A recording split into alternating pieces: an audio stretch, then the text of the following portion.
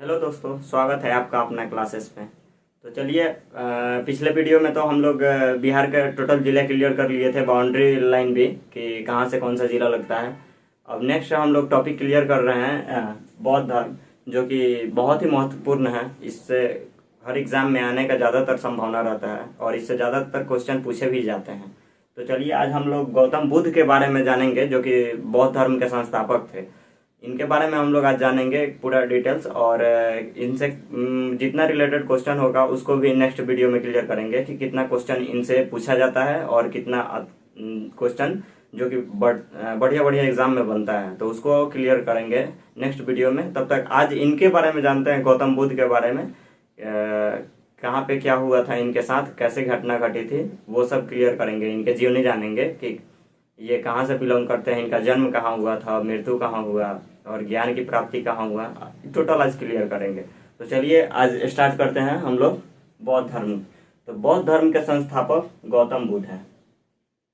देखिए, इनका बचपन का नाम था सिद्धार्थ, जो कि यहाँ पे लिखे हुए हैं। बचपन का नाम सिद्धार्थ था, और इनका अन्य 2-3 नाम भी हैं जो कि अलग अलग एग्जाम में पूछे भी जाते हैं।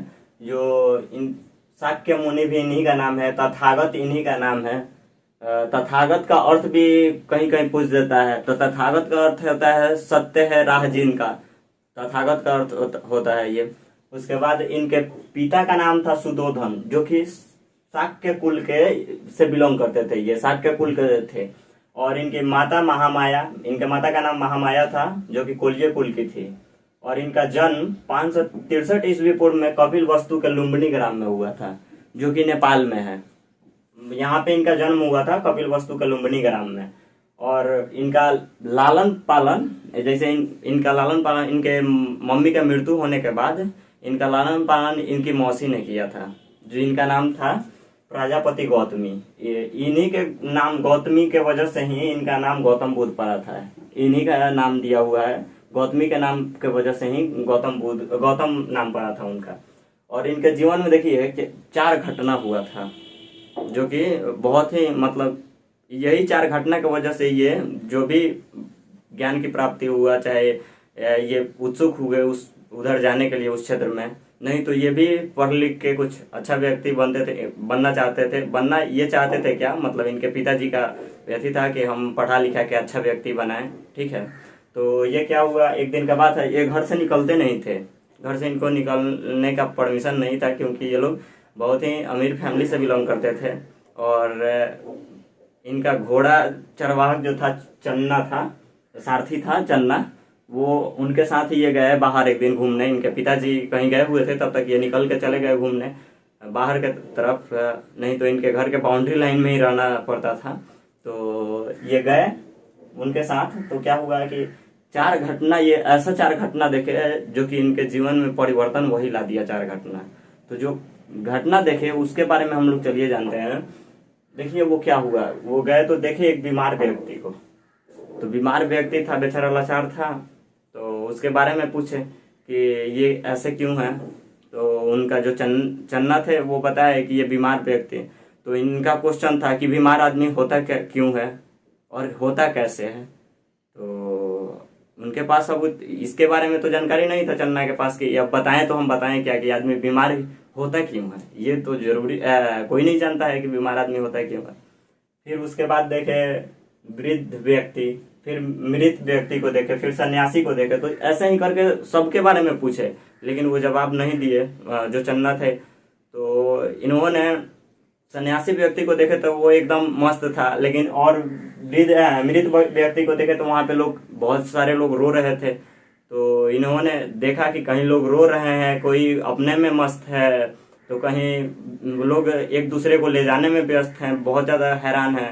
तो ये सब देख के उन्होंने पूरा परेशान थे कि ऐसा होता क्यों है। तो इसके बारे में वो जानने का बहुत प्रयास किए, बहुत। लेकिन संत को देखे तो वो उससे उजागर हुए। होने के बाद वो क्या किए कि सोचे कि हम यही जीवन अपनाते हैं, ताकि कोई इसके पास तो कोई दुख ही नहीं है, सब कोई अपने में हैरान है, कोई रो रहा है तो कोई गा रहा है, ऐसे करके हो रहा था। तो ये सन्यासी बनने के लिए सोचे कि वो अपने में मस्त है, चलो हम भी तपस्या करते हैं। तो ये यहीं से ये अपना गृह त्याग करने का ठान लिए थे। फिर उसके बाद ये कुछ दिन बीता वहीं पे मतलब थे, तो इनका 16 वर्ष की अवस्था में विवाह कर दिया गया।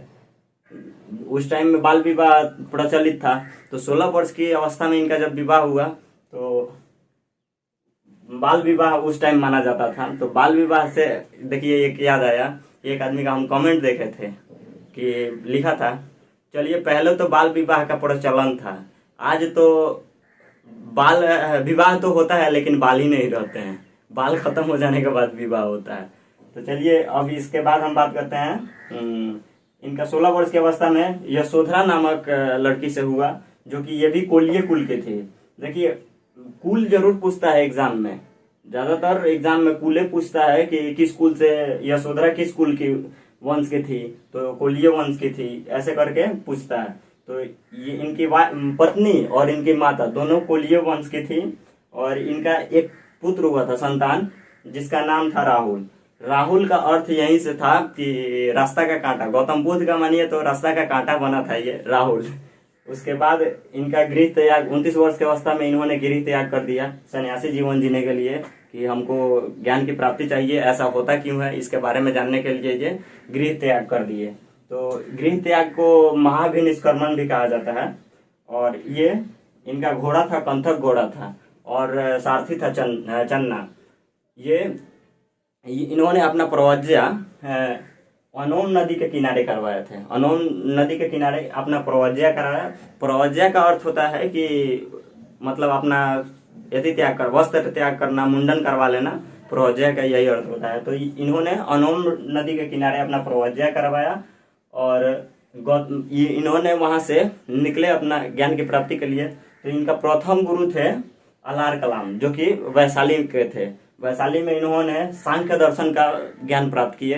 सांख्य दर्शन के बाद इनका द्वितीय गुरु थे रुद्रक रामपुत्र, जिन्होंने योग क्रिया का ज्ञान की प्राप्ति दिया इनको, और ये राजगीर में योग क्रिया का ज्ञान का प्राप्त हुआ इनको। उसके बाद ज्ञान प्राप्ति, पूरी ज्ञान प्राप्ति इनका कहाँ हुआ, तो ये उरुबेला बोध गया में हुआ, जो कि 6 वर्षों के कठोर तपस्या के बाद इनको ज्ञान की प्राप्ति हुआ था।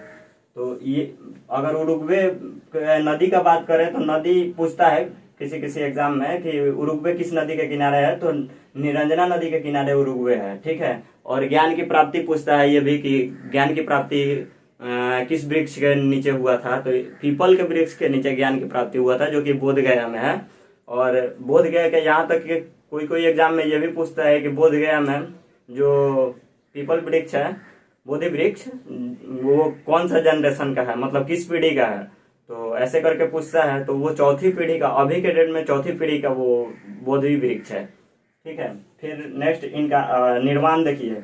निर्वाण का, बौद्ध धर्म में निर्वाण का अर्थ होता है ज्ञान की प्राप्ति, लेकिन वही जैन धर्म में जाइएगा तो निर्वाण बोलिएगा तो निर्वाण का अर्थ होता है उसमें मृत्यु होता है, निर्वाण का अर्थ।